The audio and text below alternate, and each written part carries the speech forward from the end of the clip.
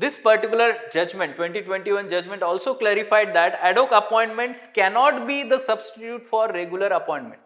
The Chief Justice of High Court, with the President's prior consent, this can be asked in the prelims examination, can request a retired judge of that or any other High Court. Look at this, request. So I will tell you how it proceeds. Hello everyone, welcome to Lukmaan IAS. Recently, Supreme Court has relaxed the condition for appointment of ad hoc judges to High Courts.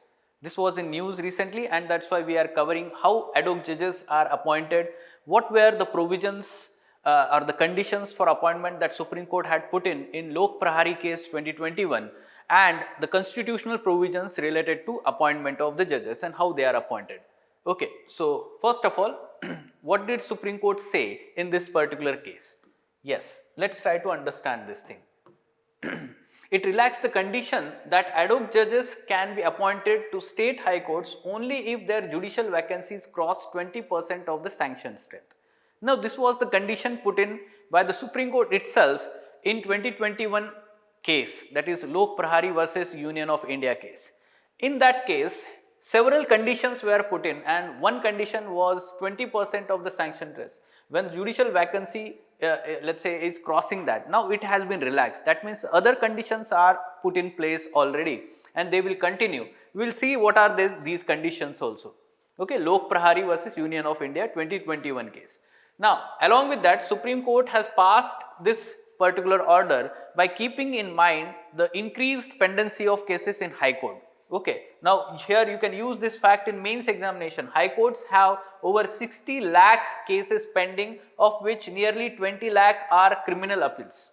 Now in this case, the bench had clearly said ad hoc judge could accompany a sitting High Court judge on division bench also to hear the criminal appeals, because more number of criminal appeals are there as a part of pendency of cases.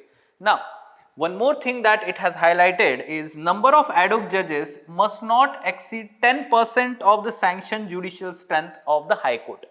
So this condition is put in this particular ruling. That means at least 2 to 5 ad hoc judges could be appointed to a particular High Court.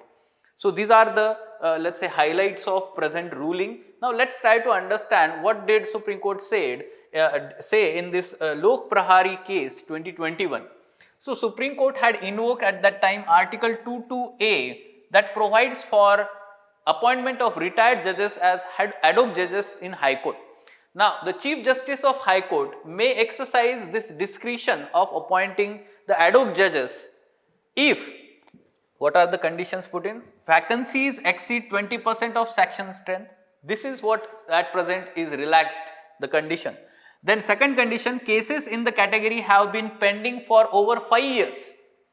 Thereafter, over 10% of the pending cases are older than 5 years, or the disposal rate of the cases is lower than the rate of new cases filings. These are the conditions, and accordingly the ad hoc judges can be appointed. Now, this particular judgment, 2021 judgment also clarified that ad hoc appointments cannot be the substitute for regular appointment. And this has been again repeated in this year particular ruling also. Now, how these judges are appointed? What are the constitutional provisions? And yes, so Article 22A of the Constitution of India provides for appointment of retired judges as ad hoc judges in High Courts. Now, what this provides for?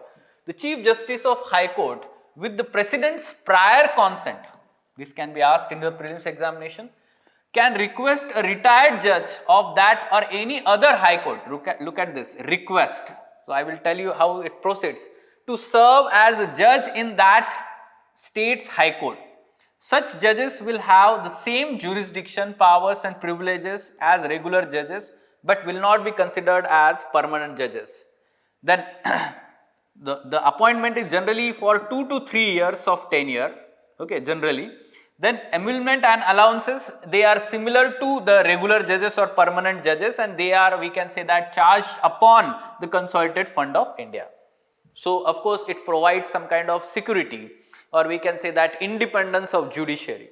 Now similarly for Supreme Court judges also there is provision. Article 126 allow for appointment of acting Chief Justice of India, while Article 127 deals with appointment of ad hoc Supreme Court judges also. Okay, now let me also tell you one important thing, that how these judges are appointed, ad hoc judges. So first of all, the Chief Justice of High Court will send the request to retired judge.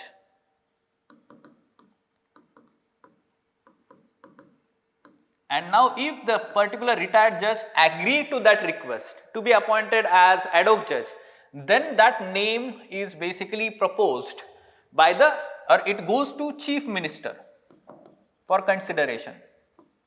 Then Chief Minister is basically sending that to Governor. Governor is basically submitting that to Law Ministry. Law Minister.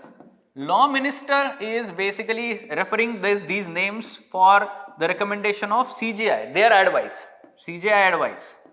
After receiving that advice, then it goes to PM of India. Then PM advises this for appointment. Then President appoints this, and finally it is going into the statute of the state, their appointment. This is how the procedure is there, sequence. So remember this sequence also, it can be asked in your prelims examination. Fine, if you have any question, you can ask in the comment box. Thank you.